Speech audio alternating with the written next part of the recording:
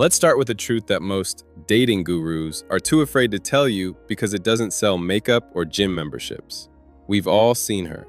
The woman who is, by every objective standard, a 10. She's a visual masterpiece. She's charming. She's kind. And yet, she's sitting in her living room wondering why the man she's devoted to has become an emotional ghost. Or worse, why he left for someone who, on paper, is, well, let's be polite and say, less of a masterpiece. It defies logic, doesn't it? We're taught that the holy trinity for keeping a man is lust, beauty, and love. But if that were true, supermodels wouldn't get cheated on, and billionaires wouldn't get divorced. The truth is, lust is just a spark. Beauty is a calling card. And love? Love is a beautiful bond, but it's not an anchor. Today, I'm pulling back the veil. I'm going to give you the 3 psychological anchors that are biologically stronger than the things you've been told to focus on. If you master these, you aren't just a choice, you become his necessity. I'm Elric Hasen, and this is how you become the woman he can't imagine life without.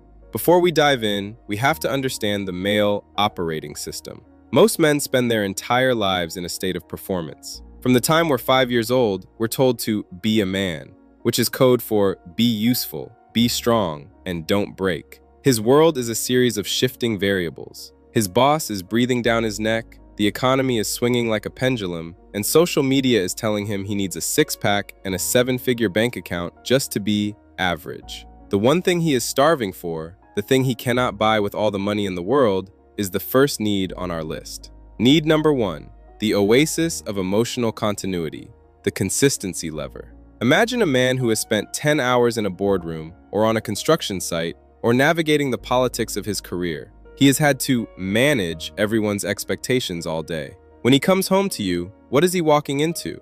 Most women unknowingly become a weather vane. If he's 10 minutes late, the storm clouds roll in. If he's a little quiet, you interpret it as a rejection and start an interrogation. Suddenly, he has to manage you too. You've become another project on his to-do list. The first thing that is stronger than lust is emotional continuity. It's the need for a steady North Star. A man's greatest hidden exhaustion is mood management. If he has to walk on eggshells to guess which version of you he's getting today, the fun you, the angry you, or the passive-aggressive you, he will never fully exhale in your presence. And a man will always, eventually, leave the place where he cannot breathe. Now, I'm not saying you have to be a robot. You're a human being. You have feelings. But there is a massive difference between having feelings and being a slave to them. The irreplaceable woman is a consistent reality. She is the sure thing in an unsure world. When he sees your name pop up on his phone, he shouldn't feel a spike of cortisol wondering, what did I do wrong now? He should feel a wave of relief. Think of it like this. If his life is a stormy ocean, you shouldn't be another wave. You need to be the lighthouse. The lighthouse doesn't move just because the tide changed. It stays put. It's predictable. It's safe. When you provide a man with predictable peace, you satisfy a primal biological urge for sanctuary. He will look at a beautiful, high-drama woman and think, she's stunning, but she's exhausting. Then he'll look at you and think, she's my home. Guess who he's going to propose to? Need number 2, the primal autonomy, the free agent paradox. This next one is going to sound counterintuitive, especially if you've been raised on a diet of rom-coms. Every man has a secret fear. It isn't a fear of spiders or the dark, it's the fear of containment. From a biological standpoint, a man's identity is tied to his freedom and his ability to hunt or build in the world. The moment a relationship starts to feel like a net closing in, where his individual edges are being sanded down to fit into your couple's aesthetic, his flight instinct activates. This is where love often fails, because love is frequently used as a cage. If you loved me, you wouldn't want to go out with the guys. If you loved me, you'd check in every hour. That's not love, that's an ownership stake. And a high-value man doesn't want to be owned. He wants to be chosen. The second need stronger than beauty is the need for autonomy. He needs to know that his identity isn't being swallowed by the relationship. The paradox is this: the more you try to domesticate a man's spirit, the more he will resent you. But the woman who grants him the loose grip, she becomes the only woman he ever wants to come back to. It's like trying to hold sand. Squeeze your fist as hard as you can, and it slips through your fingers. Open your hand, and it stays right there. If you are the woman who says, go spend the weekend at the lake with your friends, you've been working too hard, you need the reset, You aren't letting him go. You are showing him that your happiness doesn't depend on his constant presence. This does two things to the male brain. First, it kills the fear of containment. Second, it makes you incredibly attractive because it signals high value. It says, I have my own sun. I don't need your light to shine. A man who feels he is truly free to leave is a man who will find every reason on earth to stay. We're halfway through the blueprint, but we haven't reached the strongest one yet. In the next part, I'm going to show you the legacy mirror, the one psychological lever that can make a man build an empire just to see the look in your eyes. Stick around. Need number 3, the legacy mirror, the hero's reflection. Every man walks around with two versions of himself. There is the man the world sees, the guy who gets stuck in traffic, makes mistakes, and sometimes feels like a cog in a machine. And then there is his secret self.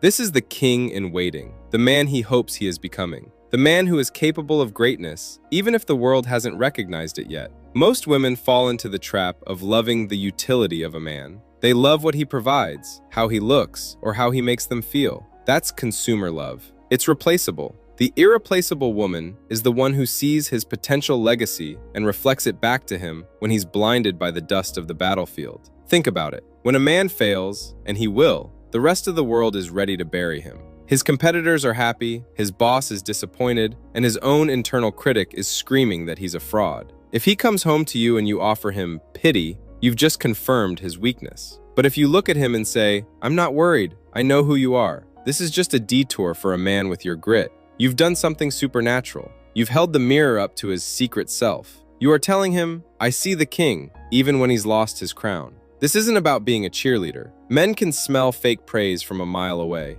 It's patronizing. This is about strategic remembrance. It's about being the only person on the planet who keeps the receipts of his character. When you reflect a man's highest potential back to him, he becomes psychologically tethered to you. Why? Because you are the only place on earth where he feels like the man he actually wants to be. He will build an empire just to prove you right. Lust fades. Beauty is a depreciating asset. But the woman who acts as the guardian of his legacy, she is a goddess in his eyes. So let's look at the scoreboard. Lust is a hunger that is satisfied the moment it's fed.